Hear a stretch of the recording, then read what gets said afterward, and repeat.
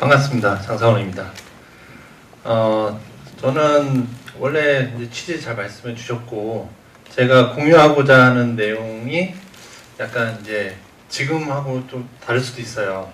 지금까지 모르겠어요. 제가 몇 번 빠져가지고 드라마 결론이 기승전 조직 개편이었다고 하면 그건 아니에요. 그건 아니지만 그래도 좀 뭔가 제가 조금 느꼈던 부분 그걸 알려드리고, 그리고 또 제가 잘 아는 분야에 관해서 거기서 변화된 것들을 가지고 알려드리려고 이 자리를 마련했습니다. 그럼 시작하도록 하겠습니다. 자, 제목에서는 원래 앞에 뭐 여보 아버님 댁에 공익이한테 놔드려야겠어요 했는데, 공익이가 중요해요. 근데 그 공익이가 뭐고 거기에서 제가 뭘 말하려고 하는지 잘 들어주셨으면 좋겠습니다. 자, 통신. 제가 생각하는 통신의 시초라고 하면 저는 모스부호라고 생각을 해요. 모스부호죠. 왜냐하면 아주 장거리를 통신했거든요. 얘네들 때부터. 그 전까지는 그나마 좀 장거리가 아닌. 근데 이거는 국가와 국가 간에도 이 통신을 했단 말이에요. 전쟁 때문에. 그럼 이 통신, 저도 사용 방법은 잘 모르지만 이 표에 의하면 뭐 띠 하면 A라는 거고, 띠 하면 B라는 거고, 그거를 상대방한테 들려줌으로 인해서 내가 원하는 콘텐츠들을 전달하는 거죠. 뭐 방법은 간단합니다. 전달하기 위해서는 선이 필요해요. 물리적인 선. 전기선이에요. 전기선. 옛날에도 전기선 두 가닥. 그 다음에 전원이 필요하죠. 전기를 제공해 줄 거. 그 다음에 상대방한테 이게 삐삐삐 소리 들려주기 위한 스피커 있어야 되고, 그 다음에 저 반대편에서는 눌러줘야겠죠. 모스부호니까. 그래서 손과 귀가 있으면 이제 A와 B는 통신을 할 수 있게 된 거예요. 그래서 이쪽에서 눌러주면 전기가 통해서 삐 소리가 나고, 떼면은 또 안 나고, 다시 누르면 소리가 들리고, 그 길게 누르거나 짧게 눌러서 모스부호를 전달했던 거죠. 뭐 이렇게 계속 치다 보면은 문자가 계속 이제 이쪽은 받아 적겠죠. 연필로. 영화에서 많이 봤을 거라고 봐요. 이런 거를 저는 이제 이거는 지금 B가 A한테 전달하니까 단반향이에요. 그러면 이제 단반향에는 두 가닥이 필요하죠. 두 가닥. 전기선 두 가닥이면 돼요. 양반향은 네 가닥이 필요해요. 어떻게? 이렇게. 당연한 거겠죠. B라는 사람이 전달할 때는 B에서 눌러주고, A라는 사람이 전달하고 싶으면은 A에서 눌러주면 되겠죠. 네 가닥이 필요해요. 제가 이거를 이제 처음에 설명하는 이유는 이 네 가닥, 이 구조가 지금도 쓰고 있어요.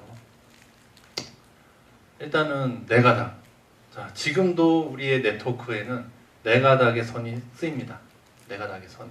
근데 이제 조금 더 60년대 이 개발 당시로 돌아가면, 그 당시에 이제 손과 귀로 듣던 거는 불편해요.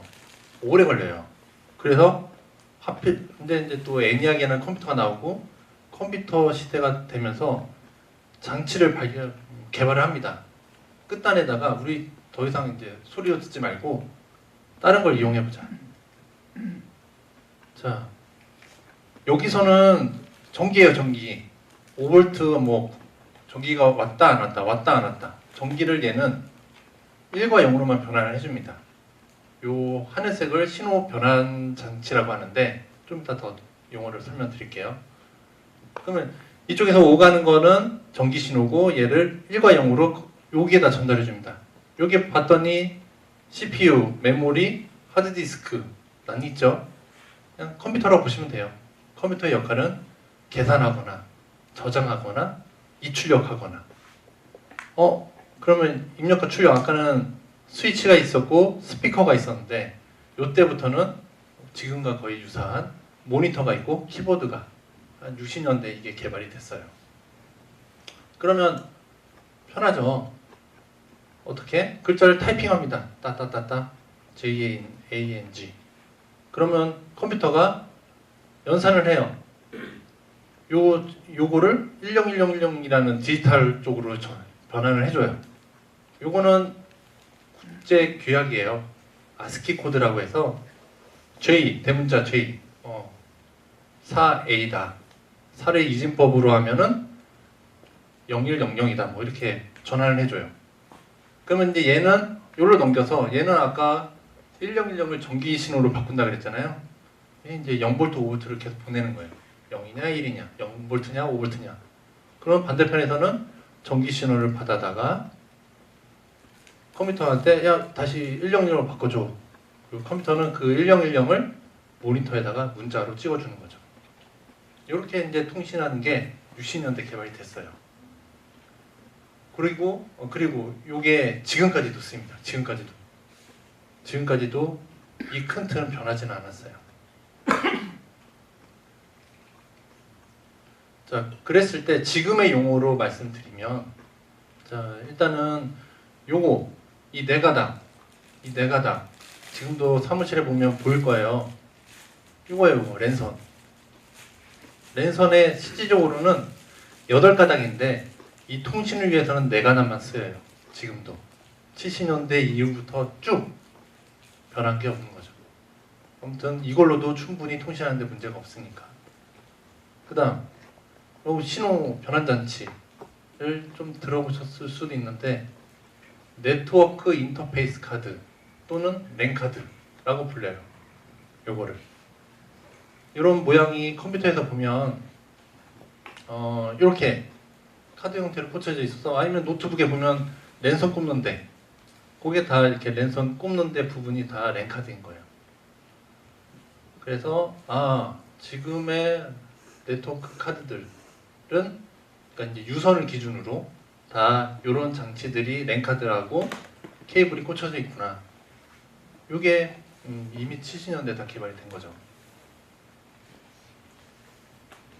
자, 그러면 여기서의 이제 통신은 어떻게 하는지 조금만 더 들여다볼게요. 자, A하고 B라는 사람이 있어요. 컴퓨터도 있고 서로 멀리 떨어져 있어요. 근데 네 가닥으로 선은 연결돼 있고. 근데 이제 C도 아까는 이제 1대1로만 통신했는데 C라는 사람도 생겼고 D라는 사람도 생겼어요. 약간의 이제 좀 네트워크를 확장하는 거죠. 사람 늘리는 거죠. 그랬을 때 만일에 이제 대학이라고 치면 교수님이 교수가 과제했니라고 문자를 날리려고 해요. 각자의 컴퓨터 학생들한테. 그러면 지금 이 상태로 보면은 얘가 이제 알아서 전기 신호로 변환하는데 다 묶여 있네요. 그러면 데이터가 어떻게 갈까요? 다 가요, 다. 선이 다 연결돼 있으니까. 다 가고, 얘네들은 B, C, D 다 이걸 확인할 거예요. 문자 화면에서. 누가 물어봤네? 과제했니? 라고. 근데 이렇게 되면 내가 원래는 A라는 사람이 C라는 사람하고 대화를 하고 싶었는데 다 알려지게 되는 거예요. 그러니까 비밀 대화를 할 수 없죠. B하고 D가 사랑을 나눌 수도 있는데 그런 문자를 컴퓨터로 보낼 수 없게 돼버리는 거죠. 다른 사람들이 다 눈치를 채니까. 그리고 이 상태에서 만일에 아까처럼 A에서 C한테 물어본다. 그러면 아예 문자를 이렇게 날리면 안 되고 이렇게 날렸어야 됐어요. 나 A인데 C한테 물어볼게. 과제했니? 그러면 타이핑할 게 엄청 길어지는 거죠. 지금 그렇게 하진 않잖아요. 그러니 그때 이미 계산을 한 거예요. 이렇게 보내지 말자. 어떻게? 아까 랜카드에 NIC 카드, 랜카드에 고유의 주소를 집어넣는 거예요. A, B, C, D라고. 그리고 컴퓨터에서 내가 문자를 보낼 때 출발지하고 목적지를 딱 붙여놓는 거예요. 그러니까 마치 카톡에서 장상원한테 보내기, 그리고 과제님만 치는 거예요. 그런 것처럼. 그러면 얘는 데이터가 일단은 선이 연결되어 있으니까 다 가요. 다 가는데 이쪽 받는 쪽에서 C한테 보낸 건데 나는 B야. 그러면 어떻게 처리하냐면 알아서 지워버려요. 컴퓨터로 안 보내고 얘가 지워버려요. 그게 랜카드가 깜빡깜빡 하는 거예요. 여기 랜카드 보면 깜빡깜빡해요. 내 거 아닌 거 막 지우는 거예요. 얘는 내 거 맞네? 그럼 우리 주인한테 보내야지. 모니터 화면에 딱 띄워주는 거예요. 저 D라는 컴퓨터는 내 거 아니죠? 삭제하겠죠. 그래서 사람이 좀 더 편리하게 된 거예요. 그냥 다시 옛날처럼 아니, 원래 목적처럼 과제니만 붙여도 되는 거예요. A가 C로 보냅니다. 과제니 이렇게 안 보내고 사람 위주로 생각을 한 거죠. 네트워크가. 자, 이렇게 됐을 때 실질적으로는 이 주소가 그럼 전 세계 컴퓨터가 엄청 많은데 주소 체계가 어떻게 되냐. 그리고 이렇게 A에서 C로 보내는 거를 유니캐스트라고 해요. 유니캐스트. 한 명한테만 보낸다. 1대1 통신한다. 유니캐스트. 유니캐스트라고 하고 유니캐스트에서의 저 주소는 실질적으로 이렇게 되게 많아요. 근데 옛날 60년대에는 이 주소를 친 거예요. 002590866256 그다음에 과제했니? 그러면은 진짜로 그 사람한테만 문자가 열리고 다른 사람들은 지워지는 거예요. 불편했죠. 그래도 그렇게 해서라도 통신하고 싶었던 거예요. 자, 유니캐스트. 그러면 마찬가지로 여기 문자 하나부터 보내려고 해요. D라는 사람이 B한테 그것 좀 보내줘. 그러면 얘는 당연히 보내면 다 보내지겠지만 얘네들은 알아서 삭제한다 그랬죠. 받는 쪽에서. 그러면 그냥 B한테만 보내질 거예요. 그러면 이런 유니캐스트를 하다 보면 여기가 바빠질까요? 안 바빠질까요? 이 구간이. 서로 보내니까 막 충돌도 나고 막 바빠져요. 어쩔 때는 내 거가 안 보내져요. 그리고 B가 D한테 동영상 같은 계속 보내는 거. 점유를 해버려요. 막 이렇게. 그러면 얘하고 막 통신이 막 됐다 안 됐다. 당연히 그렇겠죠. 그거를 당연히 또 보완했겠죠. 서로 통신하기 위해서. 이렇게. 뭘까요? 스위치예요. 스위치. 흔히 보이는 약간 이런 상태예요. 어디 전산실에 가보면 이렇게 선 많이 꼽는 거. 또는 집에 약간 공유기 형태가 이렇게 생긴 것도 볼 수 있을 거예요. 근데 실제 이건 공유기가 아니고 스위치를 해준다 그래서 B하고 D하고 통신한다? 그러면 얘하고 얘만 이렇게 관문을 열어주고 C하고 A하고 통신한다? 그러면 A하고 C하고 관문을 열어주고 그래서 서로 여기가 이렇게 충돌하지 않게 해주는 장치예요. 그래서 속도가 그대로 유지될 수 있도록 이 장치 아직도 지금 현 시대에서 계속 사용하고 있습니다. 그래서 유선상에서 그럼 아무리 해도 잘 이제 양방향 통신이 되겠네라고 생각할 수 있죠. 자, 이번엔 근데 만약에 교수가 BCD한테 다 보내고 싶은 거예요. 아까처럼 그러면 알아서 이쪽에서 데이터를 지워버린다 그러면 나는 A, B 과제했니? A, C 과제했니? A, D 과제했니? 3번을 보내야 돼요. 똑같은 문자를. 또 고민했겠죠. 그걸 위해서 이렇게 해보자. 목적지에다가 전체라고 해서 전체라는 특수한 숫자가 있어요. 그걸 딱 넣어놓고 보내면 얘네들은 받는 이 카드에서 전체로 왔네? 다 주인님한테 통과. 그걸 브로드캐스트라고 해요. 우리 방송하고 조금 비슷하죠. 누가 보내면 다 받게끔. 이것도 지금 현재도 쓰이고 있습니다. 그래서 통신에서는 유니캐스트와 브로드캐스트가 있는데 이 브로드캐스트가 조금 말썽을 일으켜요.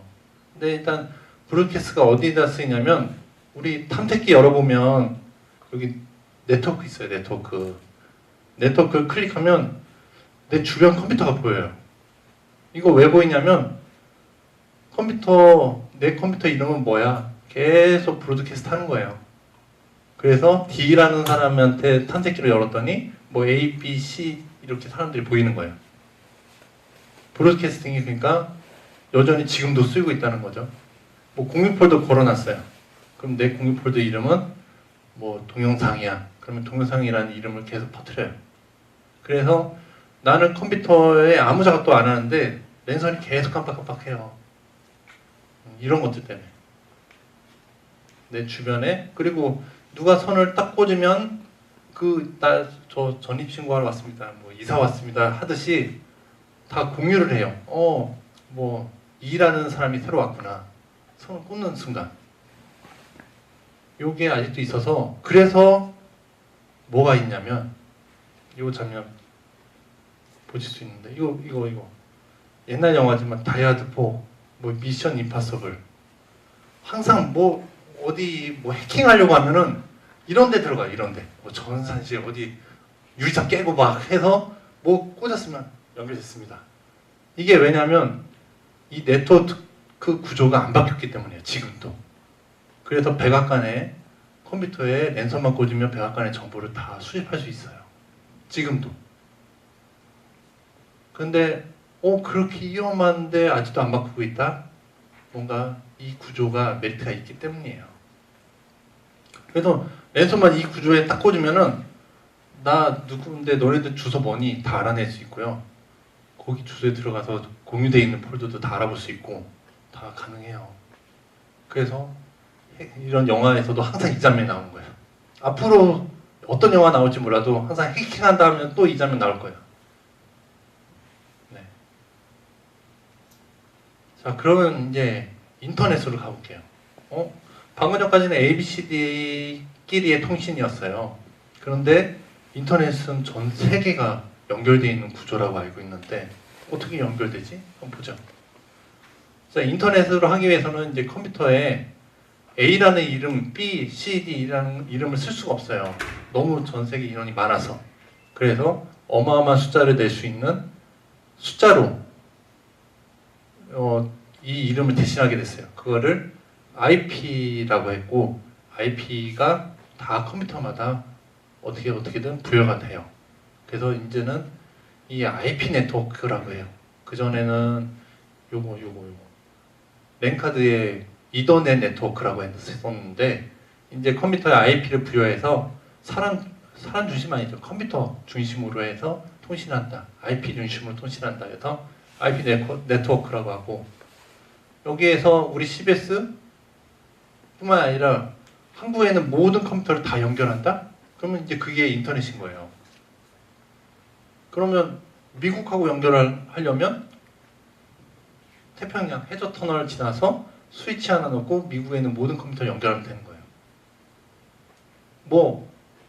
저기 중국도, 유럽도, 일본도 다 이렇게 연결하면 이게 인터넷인 거예요.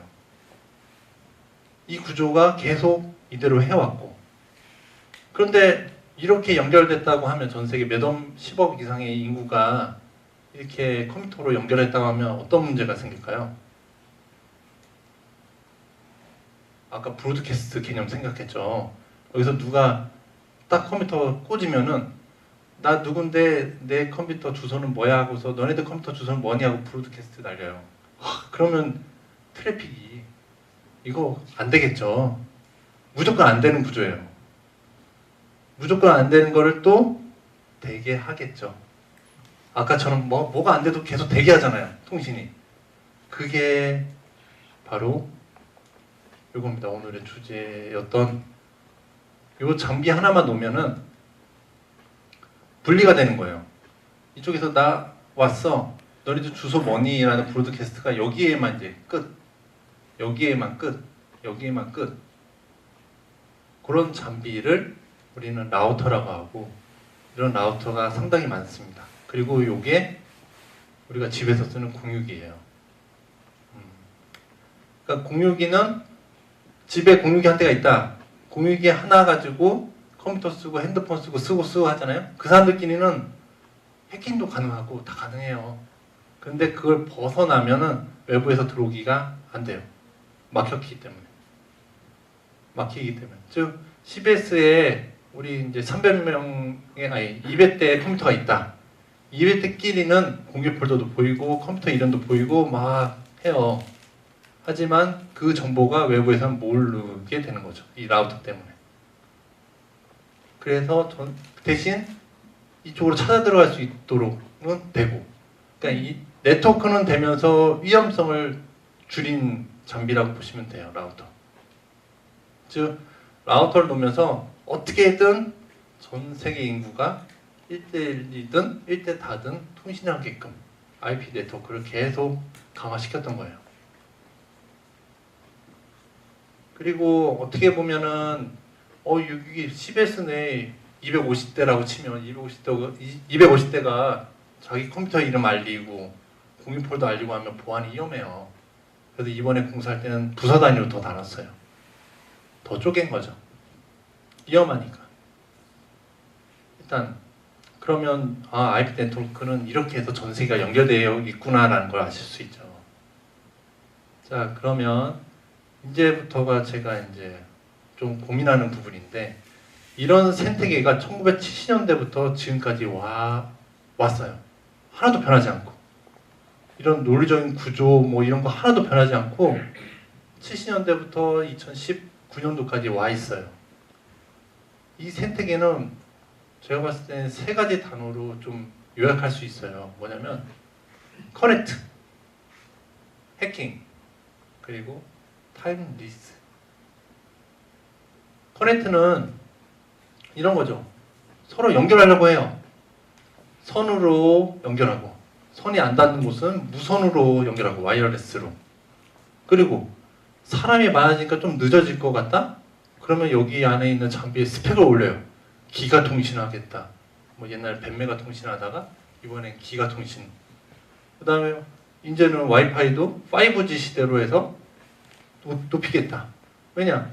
어떤 한 사람이 아니 뭐 100명이 들어와서 이 전에 쓰던 사람이 느려지는 구조는 여태까지 안 해왔거든요. 그러려면 여기를 계속 속도를 올리는 거예요. 뭐를 위해서? 계속 연결을 하기 위해서. 그리고 이제는 뭐 조그만한 시계라든지 이런 단말에조차도 다 연결하겠다.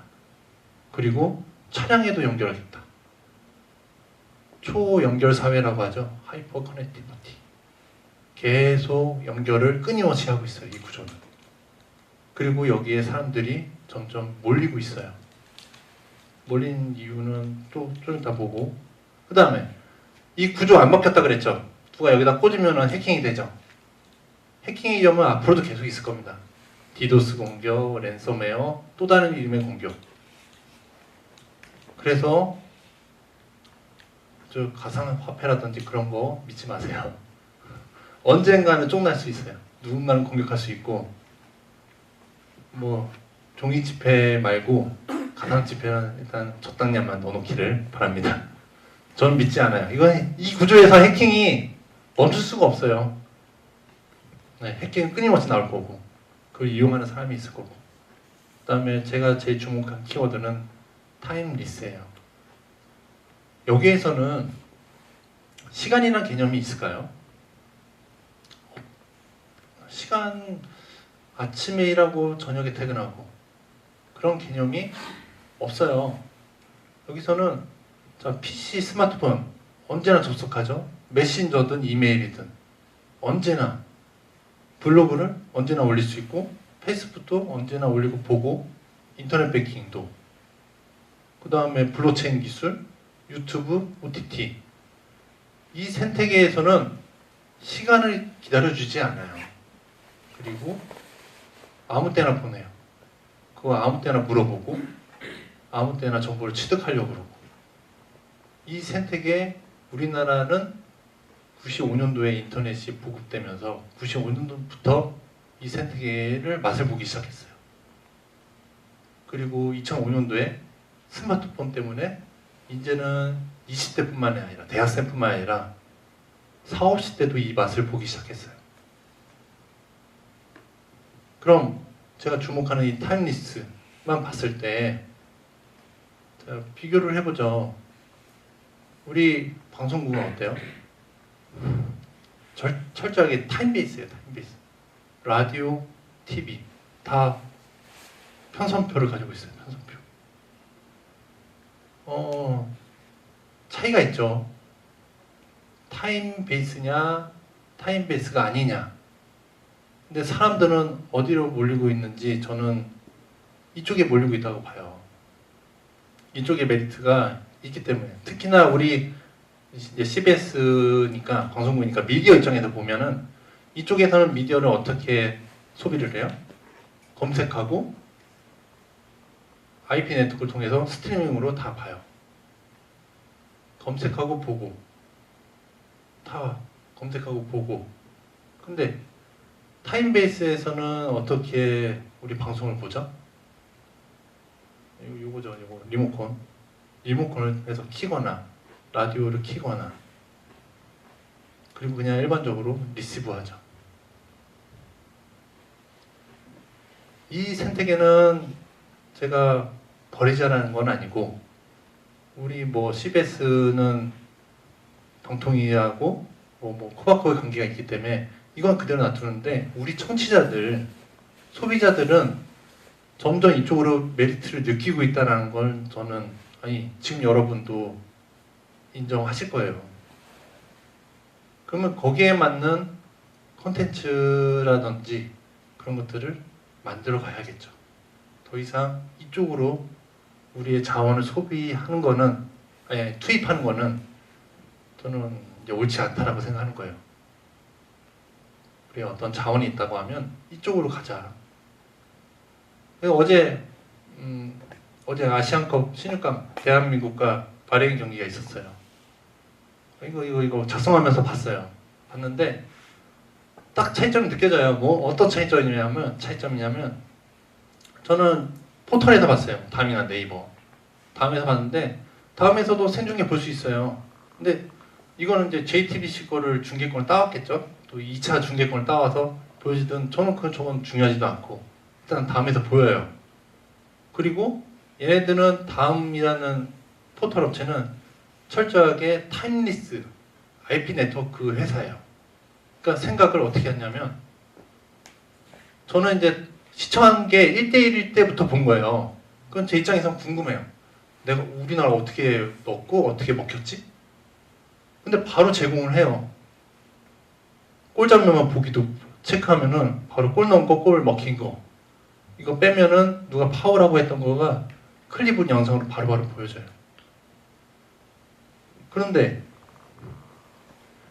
그 다음에 이제 대한민국 바레인 경기 이기고 나서 그 다음 경기 카타르와 이라크 경기가 있는데 혹시나 해서 우리 지상파 KBS, MBC, SBS가 만든 그 푹 있죠, 푹을 들어가 봤어요. 와, 편선표를 띄워놨어요. 타임베이스예요, 타임베이스. 생각이 그냥 타임베이스예요. 이게 차이점이라고 봐요. 근데 소비자 입장에서는 저는 이거 안 봐요. 영대영인데 누가 태클했는지도 궁금하고 뭔가 좀 여기서 다양한 볼거리들을 찾는데 타임베이스가 아닌. 근데 이제 생각해 보세요. 만일에 우리 제작자 입장에서 앞에 거랑 뒤에 거랑 어차피 편집은 똑같이 해요. 같은 시간에. 근데 얘는 편집해서 바로 올리고 그리고 한국과 바레인 경기가 끝나면 바로 퇴근해요. 다 올렸으니까. 근데 이쪽은 편집해서 다음 이거 하이라이트가 있네요. 하이라이트 걸 편집해서 올리고 등록됐으면 이제 방송 나가면 방송 다 잘 나가는지도 확인하고 그 다음에 퇴근해요. 우리 제작자 입장에서는 별 차이가 없어요. 손을 몇 번 하고 아이디어를 어떻게 하느냐의 차이인 거지. 노동의 강도는 그렇게 크지 않는데 받아들이는 청취자 입장에서는 저는 크다고 봐요. 이게 왜 이럴까? 그거는 제가 아까 드린 요 구조 때문이라고 봐요. IP 네트워크, 타임리스 쪽에서는 계속 모든 거를 빨아들이려고 해요. 그리고 너무 메리트가 있어요. 돈까지 몰리고 있어요. 근데 타임베이스로 운영되는 저쪽은 글쎄요. 타임베이스 원래 제가 여기다 더 넣으려고 했어요. 키워드를. 그런데 새벽 시간에 아무리 커피 마시고 생각을 해봐도 백지예요, 백지. 없어요. 더 이상 뭘 받쳐시킬 거가 저의 문제점일 수도 있는데 없어요. 이거를 저는 좀 제 생각이지만 알려드리려고 이 자리를 마련했습니다. 감사합니다.